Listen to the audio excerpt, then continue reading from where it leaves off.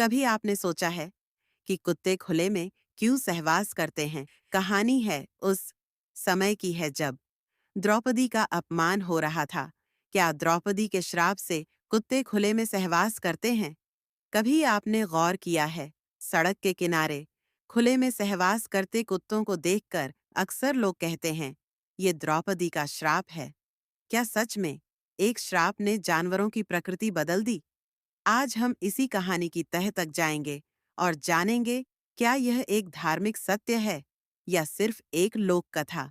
महाभारत का वह दृश्य जहां द्रौपदी को भरी सभा में घसीटा गया, दुःशासन उसका चीर खींचता रहा और सभा में भीष्म, द्रोण, कृपाचार्य, धृतराष्ट्र जैसे ज्ञानी पुरुष मौन खड़े रहे। तब द्रौपदी ने अपनी वेदना, अपमान और क्रोध में आकर एक श्राप दिया। जैसे आज ये राजपुरुष स्त्री की लाज लूटते हुए चुप हैं, वैसे ही आने वाले युगों में पुरुष भी शर्म को त्याग देंगे और खुले में सहवास करेंगे जैसे कुत्ते करते हैं। यही बात लोक मान्यता बन गई और लोग मानने लगे कि कुत्तों का ऐसा व्यवहार द्रौपदी के श्राप का परिणाम है। अब सवाल उठता है, क्या यह बात किसी धर्म ग्रंथ में लिखी है?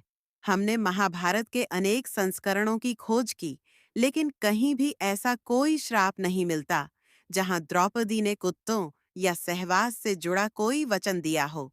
ना ही वेदों में, ना ही किसी पुराण में, ना ही ऋषियों के उपदेशों में ऐसा कोई उल्लेख है। तो फिर यह कहानी आई कहां से? समाज में कई बार ऐसी कहानियां बनती हैं जो शास्त्रों से नहीं, अनुभव और प्रतीकों से जन्म लेती है। यह कहानी संभवतः स्त्री अपमान, समाज की चुप्पी और पुरुषों की निर्लज्जता को दर्शाने के लिए बनी थी और प्रतीक के तौर पर कुत्तों का जिक्र किया गया क्योंकि वे खुले में यह क्रिया करते हैं। धीरे धीरे यह बात श्राप बन गई और अब उसे शास्त्र की तरह दोहराया जाने लगा। असल में जानवरों का व्यवहार उनकी प्राकृतिक जैविक प्रवृत्ति, इंस्टिंक्ट पर आधारित होता है।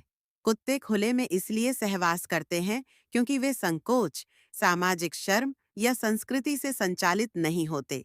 उनकी प्रक्रिया सीधी और जैविक है। इसका किसी श्राप या धार्मिक घटना से लेना देना नहीं। तो अगली बार जब कोई कहे, ये द्रौपदी का श्राप है, तो सोचिए, क्या वो ज्ञान से कह रहा है या केवल सुनी सुनाई बात दोहरा रहा है? श्रद्धा रखिए, पर अंधश्रद्धा नहीं। धर्म को समझिए, पर सत्य के साथ। सनातन धर्म ज्ञान का समुद्र है। हर लहर को सच मानने से पहले उसकी गहराई जरूर मापिए। रियलिटी जानिए, समझिए और साझा कीजिए। Like, share, subscribe. जय श्री राधे कृष्णा। आपको ये कहानी कैसी लगी हमें कमेंट करके बताएं। वीडियो पसंद आए तो चैनल को सब्सक्राइब करें